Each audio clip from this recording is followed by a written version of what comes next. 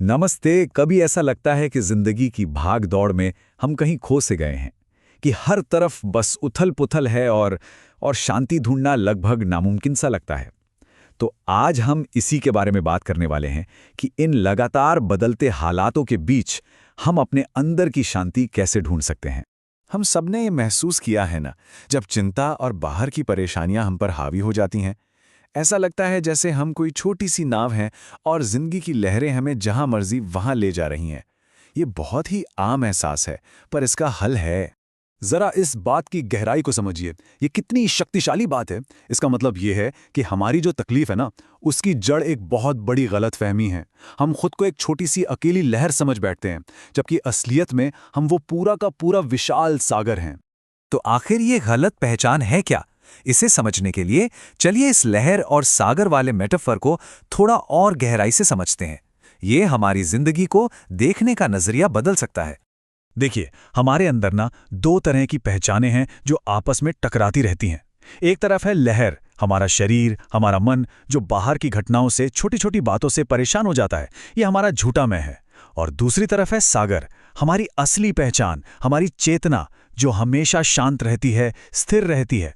ये है हमारा असली मैं। तो सारी कहानी की जड़ पता है क्या है? बस यही छोटी सी गलतफहमी। हमारी सारी इमोशनल उथल-पुथल की वजह यही है कि हम खुद को वो छोटी, आने जाने वाली लहर मान लेते हैं, जबकि हम वो विशाल, गहरा और शांत सागर हैं। ओके, तो सवाल यह है कि इस गलतफहमी को दूर कैसे किया जाए। इसके लिए आइए अपने मन के अंदर के सिस्टम को समझते हैं।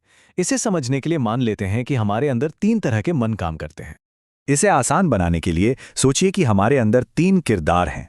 एक है व्यक्ति 3, हमारा इम्पल्सिव मन, जो असल में सारी लहरें बनाता है। दूसरा है व्यक्ति 2, हमारा समझदार मन, जो सागर की तरह शांत है। और इन दोनों के बीच में है व्यक्ति 1, हमारी बेसिक चेतना। चलिए सबसे पहले उस मन से मिलते हैं जो ये सारी लहरें बनाता है। व्यक्ति 3, ये है हमारा ऑटो पायलट मोड। ये वही मन है जो बिना सोचे समझे रिएक्ट करता है, जो पुरानी आदतों और पुराने अनुभवों के आधार पर चलता है। यही हमारे अंदर चिंता, डर और गुस्से की लहरें पैदा करता है। ये है लहरें बनाने वाला। और फिर आता है व्यक्ति 2, हमारी समझदार बुद्धि। ये हमारा अंदर का ज्ञान है, हमारा वो हिस्सा जो जागता है, सोच समझकर फैसले लेता है और शांति चुन सकता है। ये सागर की वो गहरी और शांत आवाज है जो हमें हमेशा सही रास्ता दिखाती है। अब असली दिक्कत तब होती है जब व्यक्ति 3 यानी हमारा इम्पल्सिव मन हमारे व्यक्ति 2 यानी समझदार मन पर हावी हो जाता है। बस उसी पल हम तनाव और रिएक्शन के चक्कर में फंस जाते हैं। तो हमारा मकसद क्या है? मकसद है इस इम्पल्सिव मन को अपने समझदार मन पर हावी होने से रोकना। तो चलिए अब कुछ प्रैक्टिकल टूल्स की बात करते हैं। हम इस अंदर के ज्ञान को, इस सागर को जगा कैसे सकते हैं और इससे वापस जुड़ कैसे सकते हैं। ये सोचने का तरीका ही बदल देता है सब कुछ। खुद को दोष देने के बजाय ये समझना है कि मन में कोई खराबी नहीं है, बस उसकी प्रोग्रामिंग, उसका ऑपरेटिंग सिस्टम पुराना हो गया है। और किसी भी सॉफ्टवेयर की तरह इसे भी तो अपग्रेड किया जा सकता है।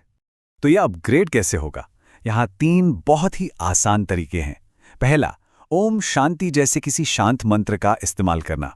दूसरा, 3 पॉइंटेड ब्रेथ अवेयरनेस, मतलब अपनी सांस को महसूस करना, जब वो नाक से अंदर आती है, छाती में भरती है और पेट तक जाती है।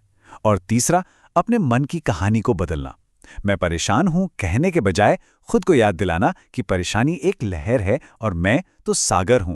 एक और बहुत ही पावरफुल आइडिया है नित्य कर्म। इसका सीधा सा मतलब है अपना काम करो, अपनी पूरी मेहनत और लगन से करो, लेकिन उसके नतीजे से मत जुड़ो। नतीजे की चिंता छोड़ दो। जैसे एक माली बीज बोता है, पानी देता है, पर यह मौसम पर छोड़ देता है कि फूल खिलेंगे या नहीं। ये सोच हमें नतीजों की चिंता से आजाद कर देती। चलिए अब आखिर में देखते हैं कि ये सारी बातें हमारी रोजमर्रा की जिंदगी के फैसलों पर कैसे लागू होती हैं। हर पल हमारे सामने 2 रास्ते होते हैं। एक है प्रेयस, आसान रास्ता, आरामदायक रास्ता, जो तुरंत मजा देता है, जैसे देर रात तक फोन चलाना।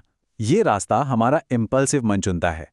ये लहर की तरह जीना है। और दूसरा रास्ता है श्रेयस, बेहतर रास्ता, जो शायद थोड़ा मुश्किल हो पर लंबे समय में हमारे लिए अच्छा है, जैसे सुबह जल्दी उठकर एक्सरसाइज करना।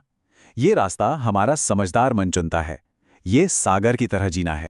तो सबसे जरूरी बात पता है क्या है? असली आजादी उसी पल शुरू होती है जब हमें ये एहसास होता है कि हमारे पास हमेशा एक चॉइस है।